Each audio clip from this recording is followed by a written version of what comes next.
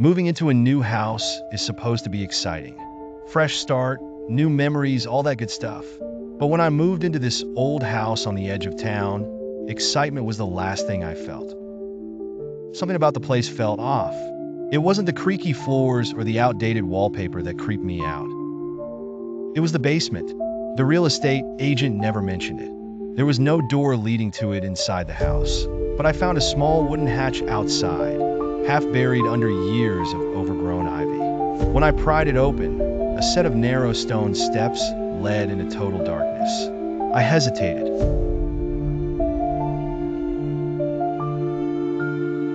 At the bottom was a wide, empty space with stone walls and an arched ceiling, almost like an old wine cellar. And then I saw it. A wooden door stood at the far end of the basement, a door that shouldn't be there. It wasn't part of the house's blueprint. I checked. It was sealed shut with a heavy iron lock.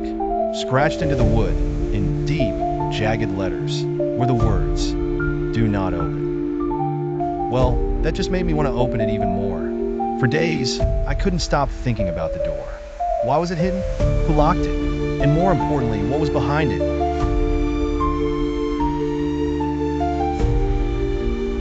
Inside was a rusty iron key. It felt heavy, important. It was a perfect match for the lock. I went down to the basement that night, heart pounding. With trembling hands, I slid the key into the lock. It turned with a loud click. The door swung open on its own. Beyond it was a narrow stone corridor. The air was thick and wrong, like the oxygen had been sitting there untouched for centuries. I stepped inside, phone flashlight barely cutting through the dark. My footsteps echoed unnaturally, like the walls were swallowing the sound. Then I saw it. At the end of the hallway was a small wooden table. On it sat a journal. I picked it up, dusted off the cover, and read the first page. To whoever finds this, I am sorry. I try to keep it hidden, but if you are reading this, it may already be too late.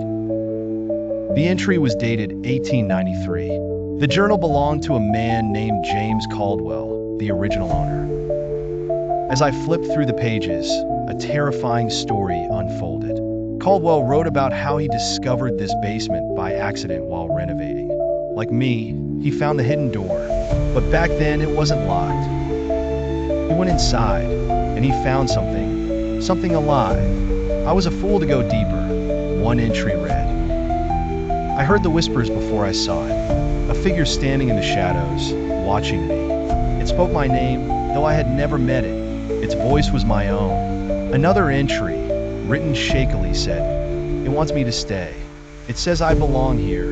I'm not me anymore. I must seal the door before it takes me."